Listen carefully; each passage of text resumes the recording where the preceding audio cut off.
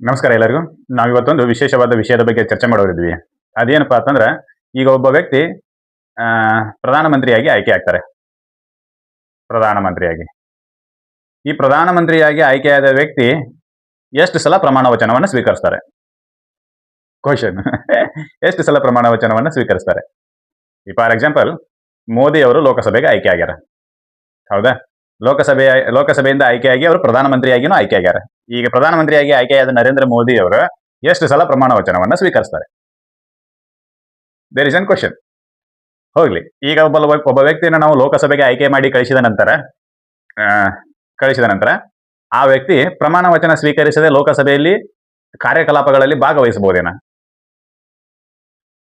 ಹೋಗ್ಲಿ, ಈ ಲೋಕಸಭೆಗೆ ಆಯ್ಕೆಯಾದ ವ್ಯಕ್ತಿಗಳಿಗೆ ಅಥವಾ ಪಾರ್ಲಿಮೆಂಟ್ಗೆ ಆಯ್ಕೆಯಾದ ವ್ಯಕ್ತಿಗಳಿಗೆ, ರಾಜ್ಯಸಭೆಗೆ ಆಯ್ಕೆಯಾದ ವ್ಯಕ್ತಿಗಳಿಗೂ ಕೂಡ ಪ್ರಮಾಣ ವಚನವನ್ನು ಯಾರು ಬೋಧಿಸ್ತಾರೆ? ಬೋಧಿಸೋರು ಯಾರು? ಪ್ರಮಾಣ ವಚನವನ್ನ ಯಾಕೆ ಸ್ವೀಕಾರ ಮಾಡಬೇಕು? ಈ ಎಲ್ಲ ಕ್ವಶನ್ಗಳಿಗೆ ಆನ್ಸರ್ ಆರ್ಟಿಕಲ್ 99 ಕೊಡತೈತಿ. ಇವತ್ತು ನಾವು ಅದರ ಬಗ್ಗೆನೇ ಚರ್ಚೆ ಮಾಡೋದೈತಿ, ಹೌದಾ? ಏನ ಅಂತೇಳಿ ನೋಡೋಣ. ಓತ್ ಆರ್ ಅಫರ್ಮೇಷನ್ ಬೈ ಮೆಂಬರ್ಸ್, ಪ್ರಮಾಣ ವಚನ ಸದಸ್ಯರಿಂದ ಸ್ವೀಕರಿಸುವುದು, ಪ್ರಮಾಣ ವಚನವನ್ನು ಸದಸ್ಯರಿಗೆ ಬೋಧಿಸುವುದು, ಹೌದಾ? ಅಥವಾ ಸದಸ್ಯರಿಂದ ಪ್ರಮಾಣ ವಚನ ಸ್ವೀಕಾರ. ಯಾವ ಸದಸ್ಯರು? ಇದೆಲ್ಲದಕ್ಕೂ ಆನ್ಸರ್ ಬರೀತಾರ ಅವರು ಆರ್ಟಿಕಲ್ 99 ಅಡಿಯಲ್ಲಿ. Every member of either house of the parliament, ಪ್ರತಿಯೊಬ್ಬ ಸದಸ್ಯ, whether he is the member of the Rajya Sabha or whether he is the member of the Lok Sabha, ಅವನು ಲೋಕಸಭೆಯ ಸದಸ್ಯನಾಗಿರಬಹುದು, ಇಲ್ಲ ರಾಜ್ಯಸಭೆಯ ಸದಸ್ಯನಾಗಿರಬಹುದು. ಏನ್ ಮಾಡಬೇಕು? Shall, it is an compulsory duty. Shall, ಕಡ್ಡಾಯವಾಗಿ. ಇಲ್ಲ, ನಾ ರಾಜ್ಯಸಭೆ ಸದಸ್ಯದನಿ, ನನಗೇನು ಅವಶ್ಯಕತೆ ಇಲ್ಲ, ನಾ ಲೋಕಸಭೆಯ ಸದಸ್ಯದನಿ, ನೇರವಾಗಿ ಜನರಿಂದ ಆಯ್ಕೆ ಆಗಿರ್ತೀನಿ, ನನಗೇನು ಪ್ರಮಾಣ ವಚನ ಸ್ವೀಕರಿಸೋದ ಅವಶ್ಯಕತೆ ಇಲ್ಲ ಅಂತ ಹೇಳಂಗಿಲ್ಲ. ಬರೀತಾರ every member of either house of the parliament shall before taking his seat make and subscribe before the president. ಏನು? ಪದಗ್ರಹಣ ಮಾಡುವಕ್ಕಿಂತ ಮುಂಚೆ, ಪದಗ್ರಹಣ ಮಾಡುವುದಕ್ಕಿಂತ ಮುಂಚೆ, ಸೀಟ್ನ್ಯಾಗ ಹೋಗಿ ಕೂಡುವುದಕ್ಕಿಂತ ಮೊದಲು ಏನ್ ಮಾಡಬೇಕು? Taking is seat make subscribe before the president. ಪದಗ್ರಹಣ ಮಾಡುವುದಕ್ಕಿಂತ ಮುಂಚೆ ರಾಷ್ಟ್ರದ ಅಧ್ಯಕ್ಷರ ಮುಂದೆ, ಅಂದ್ರೆ ರಾಷ್ಟ್ರಪತಿಗಳ ಮುಂದೆ, ಅಥವಾ or some person appointed in behalf by him, ಅಥವಾ ರಾಷ್ಟ್ರಪತಿಯವರ ಕಡೆಯಿಂದ ಈ ಕೆಲಸಕ್ಕಾಗಿ ನಿಯುಕ್ತಗೊಂಡ ವ್ಯಕ್ತಿಯ ಮುಂದೆ ಏನ್ ಮಾಡಬೇಕು? An oath or affirmation according to the form set out for the purpose in 3rd schedule. ಈ ಉದ್ದೇಶಕ್ಕಾಗಿಯೇ 3ನೇ ಅನುಸೂಚಿಯಲ್ಲಿ ರೆಡಿ ಮಾಡಿರ್ತಕ್ಕಂತಹ ಫಾರ್ಮ್ಯಾಟ್ ನಲ್ಲಿ ಅವರು ಪ್ರಮಾಣ ವಚನವನ್ನ ಸ್ವೀಕರಿಸಬೇಕು. ಏನು? ಪ್ರತಿಯೊಬ್ಬ ಸದಸ್ಯ, ಸಂಸತ್ತಿನ ಪ್ರತಿಯೊಬ್ಬ ಸದಸ್ಯ, ಆತ ರಾಜ್ಯಸಭೆಯ ಸದಸ್ಯನಾಗಿರಬಹುದು, ಇಲ್ಲ ಲೋಕಸಭೆಯ ಸದಸ್ಯನಾದರೂ ಆಗಿರಬಹುದು, ಆತ ರಾಷ್ಟ್ರಪತಿಗಳ ಮುಂದೆ ಅಥವಾ ರಾಷ್ಟ್ರಪತಿಯಿಂದ ನಿಯುಕ್ತಗೊಂಡ ವ್ಯಕ್ತಿಯ ಮುಂದೆ ಪ್ರಮಾಣ ವಚನವನ್ನ ಅನುಸೂಚಿ 3ರಲ್ಲಿ ಹೇಳಿರುವಂತೆ ಸ್ವೀಕರಿಸಬೇಕು. ಇಲ್ಲ ಸರ್, ನನ್ನ ರಾಷ್ಟ್ರಪತಿಯವರೇ ಆಯ್ಕೆ ಮಾಡ್ಯಾರ, ಅಂದ್ರೆ ರಾಜ್ಯಸಭೆಗೆ 12 ಜನ ರಾಷ್ಟ್ರಪತಿ ಆಯ್ಕೆ ಮಾಡ್ತಾರಲ್ಲ, ನನ್ನ ರಾಷ್ಟ್ರಪತಿಯವರೇ ಆಯ್ಕೆ ಮಾಡ್ಯಾರ, ನನಗದ್ರ ಅವಶ್ಯಕತೆ ಇಲ್ಲ ಅನ್ನಕ್ ಬರೋದಿಲ್ಲ. If he is the member of the house, he shall take oath before taking his seat. ಅಂತೆ. ಅಂದ್ರೆ ನೀನು ಪದಗ್ರಹಣ ಮಾಡುವಕ್ಕಿಂತ ಮುಂಚೆ ಈ ಪ್ರಮಾಣ ವಚನವನ್ನ ಸ್ವೀಕರಿಸಬೇಕು. ಅದಕ್ಕೆ ಹೇಳೋದು. ಶೆಡ್ಯೂಲ್ ನಂಬರ್ 4 ಏನ್ ಹೇಳ್ತೈತಿ ಅಂತಂದ್ರೆ, ರಾಜ್ಯಗಳಿಗೆ ರಾಜ್ಯಸಭೆಯಲ್ಲಿ ಸ್ಥಾನಗಳ ಹಂಚಿಕೆ ಬಗ್ಗೆ ಹೇಳ್ತೈತಿ. Schedule number 4. ಅದಕ್ಕಿಂತ ಮೊದಲು ಶೆಡ್ಯೂಲ್ ನಂಬರ್ 3 ಬರ್ತೈತಿ, ಪ್ರಮಾಣ ವಚನ. ಶೆಡ್ಯೂಲ್ ನಂಬರ್ 3 ಪ್ರಮಾಣ ವಚನದ ಬಗ್ಗೆ ಹೇಳ್ತೈತಿ. ಅಂದ್ರೆ ಮೊದಲು ಪ್ರಮಾಣ ವಚನ ಸ್ವೀಕರಿಸಬೇಕು, ಆಮೇಲೆ ಸೀಟ್ನಾಗ ಹೋಗ್ಕೊಂಡ್ಬೇಕು ಅಂತ. ಗೊತ್ತಾತ? ಮೊದಲ ಪ್ರಮಾಣ ವಚನವನ್ನು ಸ್ವೀಕರಿಸಬೇಕು, ಆಮೇಲೆ ಸೀಟ್ನಾಗ ಹೋಗ್ಕೊಂಡ್ಬೇಕು. ಇವು ಎರಡೂದಕ್ಕಿಂತ ಮೊದಲು ಬರ್ತೈತಿ ಯಾವುದು? Schedule number 2. ಶೆಡ್ಯೂಲ್ ನಂಬರ್ 2 ಏನ್ ಹೇಳ್ತೈತಿ ಅಂತಂದ್ರೆ, ಪೇಮೆಂಟ್ ಬಗ್ಗೆ ಹೇಳ್ತೈತಿ. ಅಂದ್ರೆ ನಿನಗೆ ಎಷ್ಟು ಪೇಮೆಂಟ್ ಐತಿ ಅನ್ನೋದು ನೀ ತಿಳ್ಕೊಬೇಕು ಮೊದಲ. ಆ ನಂತರ ನಿನಗೆ ಇಷ್ಟ ಪೇಮೆಂಟ್ ಕೊಡ್ತೀವಪ್ಪ ಅಂತ ಫಿಕ್ಸ್ ಆದ ನಂತರ ಅದಕ್ಕೆ ನೀನು ಒಪ್ಕೊಂಡಿ ಅಂತಂದ್ರೆ ಪ್ರಮಾಣ ವಚನವನ್ನು ಸ್ವೀಕರಿಸಬೇಕು, ಆಮೇಲೆ ಸೀಟ್ನಾಗ ಹೋಗ್ಕೊಂಡ್ಬೇಕು. ವೆರಿ ಚಂದ ಐತೆ, ಹೌದಲ್ಲ? ಶೆಡ್ಯೂಲ್ ನಂಬರ್ 2 ಏನ್ ಹೇಳ್ತೈತಿ ಅಂದ್ರೆ, ಪೇಮೆಂಟ್ ಬಗ್ಗೆ ಹೇಳ್ತೈತಿ. ಪೇಮೆಂಟ್ ಇಷ್ಟ ಐತಿ ನೋಡಪ್ಪ, ನಿನಗೆ ಇಷ್ಟು ಕೊಡ್ತೀವಿ, ಈ ಕೆಲಸಕ್ಕೆ ಇಷ್ಟು ಪೇಮೆಂಟ್ ಕೊಡ್ತೀವಿ ಅಂತ ಬರ್ದಾರ ಅದ್ರಾಗ ಶೆಡ್ಯೂಲ್ ನಂಬರ್ 2 ಒಳಗೆ, ಹೌದಾ? ಆ ಪೇಮೆಂಟ್ ಬಗ್ಗೆ ಮೊದಲು ತಿಳ್ಕೊಬೇಕು. ನಾನು ನಿನಗೆ 100 ರೂಪಾಯಿ ಕೊಡ್ತೀನಪ್ಪ, ಇದನ್ನ ಕೆಲಸಕ್ಕೆ ಇಷ್ಟೊತ್ತು ಕೆಲಸ ಮಾಡಿದೆ ಅಂದ್ರೆ ನಾನು ನಿನಗೆ 100 ರೂಪಾಯಿ ಕೊಡ್ತೀನಿ ಅಂತ ನಾವು ಹೇಳ್ತೀವಲ್ಲ, ಹಂಗೆ ಕಂಡೀಷನ್. ಫಸ್ಟಿಗೆ ನೀನು ಪೇಮೆಂಟ್ ತಿಳ್ಕೊ, ಆ ನಂತರ ಪೇಮೆಂಟ್ ತಿಳ್ಕೊಂಡ ನಂತರ ಕರೆಕ್ಟ್ ಕೆಲಸ ಮಾಡೋದ್ ಪ್ರಮಾಣ ವಚನ ಸ್ವೀಕಾರ ಮಾಡು.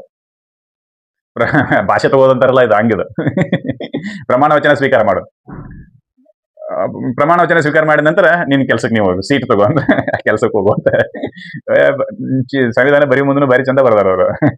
ಅಡ್ಜಸ್ಟ್ ಮಾಡೋದು ಹಂಗೆ ಮಾಡಿದಾರ.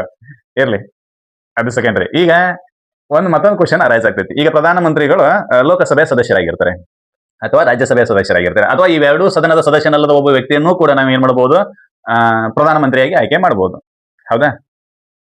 ಈಗ ಏನಾಕತಿ, ಪ್ರಧಾನಮಂತ್ರಿಯಾಗಿ ಆಯ್ಕೆಯಾದ ಒಬ್ಬ ವ್ಯಕ್ತಿ ಪ್ರಧಾನಮಂತ್ರಿಯ ಪ್ರಮಾಣ ವಚನವನ್ನು ಸ್ವೀಕರಿಸಬೇಕು, ಲೋಕಸಭೆ ಸದಸ್ಯನಾಗಿರ್ತಕ್ಕಂಥ ಪ್ರಮಾಣ ವಚನವನ್ನು ಸ್ವೀಕರಿಸಬೇಕು. ಹೌದೇನಾ ಅಂತ ಒಬ್ಬ ವ್ಯಕ್ತಿ ಎರಡೆರಡು ಪ್ರಮಾಣ ವಚನವನ್ನು ಸ್ವೀಕರಿಸಬಹುದಾ? There is an question arise. ಹೌದಿಲ್ಲ? ಅದಕ್ಕೆ ನೋಡ್ರಿ, ಪ್ರಮಾಣ ವಚನ ಸಂದರ್ಭದಲ್ಲಿ ಪ್ರಧಾನಮಂತ್ರಿ ಪ್ರಮಾಣ ವಚನ ಸ್ವೀಕರಿಸುವಾಗ ಆತನಿಗೆ ಎರಡೆರಡು ಪ್ರಮಾಣ ವಚನವನ್ನು ಬೋಧಿಸ್ತಾರೆ. ಶ್ರೀ ನರೇಂದ್ರ ದಾಮೋದರ ದಾಸ್ ಮೋದಿ ಅಂತೇಳಿ ಪ್ರಧಾನಮಂತ್ರಿಯಾಗಿ ಒಂದು ಪ್ರಮಾಣ ವಚನವನ್ನು ಸ್ವೀಕರಿಸ್ತಾರೆ. ಇನ್ನೊಂದು ಲೋಕಸಭೆಯ ಸದಸ್ಯನಾಗಿಯೂ ಕೂಡ ಒಂದು ಪ್ರಮಾಣ ವಚನವನ್ನು ಸ್ವೀಕರಿಸ್ತಾರೆ.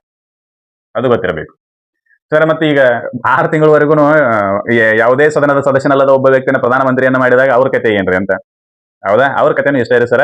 ಯಾವ ಪೋಸ್ಟಿಗೆ ಅಪಾಯಿಂಟ್ಮೆಂಟ್ ಆಗಿರ್ತಲ್ಲ ಆ ಪೋಸ್ಟ್ ಪ್ರಮಾಣ ವಚನವನ್ನು ಬೋಧಿಸ್ತಾರೆ. ಫಾರ್ ಎಕ್ಸಾಂಪಲ್, ಈಗ ನಾನು ಒಂದು ಅವಕಾಶ ಬಂದೈತೆ ತಿಳ್ಕೊರಿ. ನಾನು ಪ್ರಧಾನಮಂತ್ರಿಯಾಗಿ ಈಗ ಸದ್ಯಕ್ಕೆ ಆಯ್ಕೆ ಆದ್ನಿ. ನಾ ರಾಜ್ಯಸಭೆ ಸದಸ್ಯನೂ ಅಲ್ಲ, ಲೋಕಸಭೆ ಸದಸ್ಯನೂ ಅಲ್ಲ. ಆಯ್ಕೆ ಆದ ತಕ್ಷಣ ನನ್ನ ಮುಂದೆ ಇರತಕ್ಕಂಥ ಹಾದಿ ಏನಪ್ಪಾ ಅಂತಂದ್ರೆ 6 ತಿಂಗಳ ತನಕ ನಾನು ಯಾರು ಡಿಸ್ಟರ್ಬ್ ಮಾಡಂಗಿಲ್ಲ. ಬಿಕಾಸ್ ಆಫ್ ವಾಟ್, 6 ತಿಂಗಳ ತನಕ ನನಗೆ ಅವಕಾಶ ಐತಿ, ನಾನು PM ಆಗಿ ಮುಂದುವರಿಬಹುದು. ಈ ಸಮಯದಲ್ಲಿ 6 PM ಬ್ರ್ಯಾಂಡ್ ಹೆಸರಲ್ಲಿದೆ, 6 ತಿಂಗಳ ಅವಧಿ ಅದು. ಬರೀ ಮುಂದೆ ಹಂಗೆ ಒಂದು ತಪ್ಪಾಗ್ತಾವ ನೋಡು. ಇರ್ಲಿ, 6 ತಿಂಗಳ ಅವಧಿಯವರೆಗೂ ನನಗೆ ಅವಕಾಶ ಐತಿ, ನಾನು ಯಾವುದೇ ಸದನದ ಸದಸ್ಯನಾಗಬಹುದು. ಹೌದಾ? ಅಲ್ಲಿವರೆಗೂ ನನಗೆ ಒಂದೇ ಪ್ರಮಾಣ ವಚನವನ್ನ ಬೋಧಿಸ್ತಾರೆ. ಏನಂತೇಳಿ? ಆಸ್ ಅ ಪ್ರಧಾನಮಂತ್ರಿ ಅಂತೇಳಿ. ಪ್ರಧಾನಮಂತ್ರಿಗೆ ಸಂಬಂಧಪಡಿಸಿರ್ತಕ್ಕಂಥ ಫಾರ್ಮ್ ನಲ್ಲಿ ಸೆಟ್ ಮಾಡಿ ನನಗೆ ಪ್ರಮಾಣ ವಚನವನ್ನು ಬೋಧಿಸ್ತಾರೆ. ಯಾವಾಗ ನಾನು 6 ತಿಂಗಳ ನಂತರ ಸದನದ ಸದಸ್ಯ ಆಗ್ತಾನೋ, ಯಾವುದೇ ಸದನದ ಸದಸ್ಯ ಆಗ್ತಾನೋ, ಆವಾಗ ಆ ಸದನದ ಸದಸ್ಯತ್ವಕ್ಕೆ ಸಂಬಂಧಿಸಿದಂತೆ ಪ್ರಮಾಣ ವಚನವನ್ನ ಬೋಧಿಸ್ತಾರೆ. ಇದಿಷ್ಟು ಮಾಹಿತಿ ನಮಗೆ ಗೊತ್ತಿರಬೇಕು. ಹೌದಿಲ್ಲ? ಏನು? ಓತ್ ಅಂಡ್ ಅಫರ್ಮೇಷನ್ ಈಸ್ ಕಂಪಲ್ಸರಿ. ಯಾರ ಮುಂದೆ ಬೋಧನೆ ಆಗ್ತೈತಿ? ರಾಷ್ಟ್ರಪತಿ ಮುಂದೆ.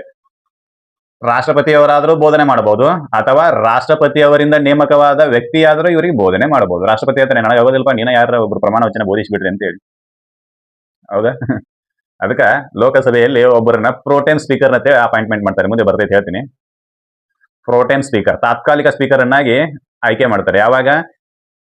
ಹೊಸ ಲೋಕಸಭೆ ಅಸ್ತಿತ್ವಕ್ಕೆ ಬಂದ ಮೊದಲ ದಿನವೇ.